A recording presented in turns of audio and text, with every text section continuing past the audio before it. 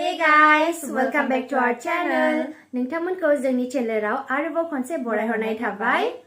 दिनैनि जोंनि video normal video जेनेबा ब्लग नङा आरोना मोनसे इम्पोर्टेन्ट एनाउन्समेन्टसो बेनि थाखायनो नोंथांमोना जाहाथे जोंनि भिडिअखौ जोबजासिम नायलाङो आरो शेयार खालामो होननानै मानोना बे एसे गोनां आरोना इम्पोर्टेन्ट आरो नोंथांमोना गासिबो बे भिडिअखौ शेयार खालामबानो जाबाय।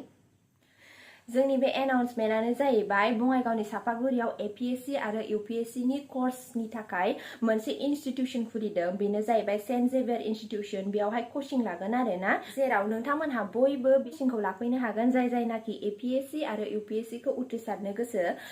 जाहाथे जोङो मिथिनाय बायदिब्ला दासिमहालागै जोंनि बर'नि गेजेरावहाय APSC आरो UPSC पास जानायफ्रा जोबोद खम।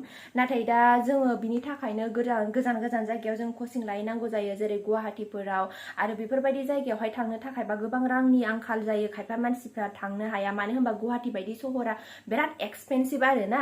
दा बिनि थाखायनो जोंनि थाखाय बिराद लाकी सम आरो बे समाहाय जाहाथे बे जायगायावनो नै फैबाय जेरै बङाइगाव बायदियाव बे कम्पेयार खालामोबा गुवाहाटीजों जोबोद खाथियानो आरोना जोंनि थाखाय। दा नोंथांमोनहा बयबो जाय गोसो अननानै प्लिज शेयार खालामनानै हो जाहाथे जाय गोसो बिसोरो मिथिनानै बे जायगायाव कचिंखौ लाहैनो हायो। मानो होनोबा बङाइगाव थांनोबा ओरैबो आरो ओरैबो जाहाथे ओरै जोंनाथ' मा दङ क'क्राझार चिरां बाक्सा आरो उदालगुरि जेरैथिंजाय नायोबा बङाइगावआ मोनसे मिडल जायगा जाहैबाय आरोना आरो चापागुरि बायदियावहाय माने रडनि खाथियावनो हाइ रडनि खाथियावनो थांलाय फैलाय जोङो माने कन्टिनिउ थांलाय फैलायबो खालामनो हागोन लोगोसे बेयावहाय थांनानैबो थाहैनो हागोन आरोना।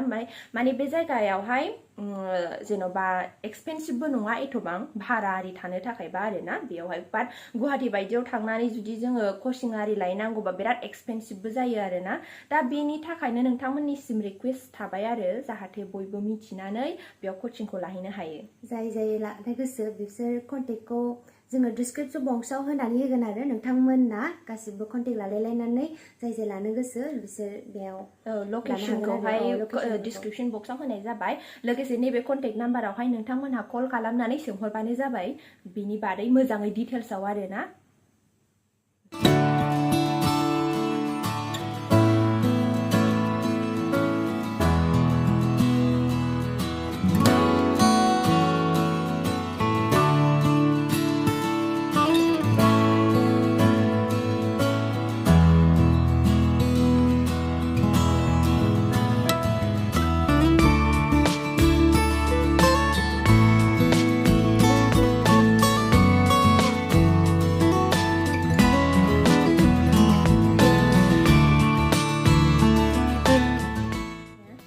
बे भिडिअआनो जाहैबाय सेन्ट जेवियर इनस्टिट्यूशननि भिडिअ। नोंथांमोनहा नायनानै लानो हागोन। बे जायगाया जोबोद मोजां फेसिलिटिसफोरा जोबोद मोजां आरोना बेयावहाय।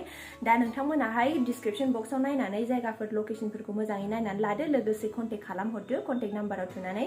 दा जोंनि इम्पोर्टेन्ट एनाउन्समेन्टआ बेसेनोसै।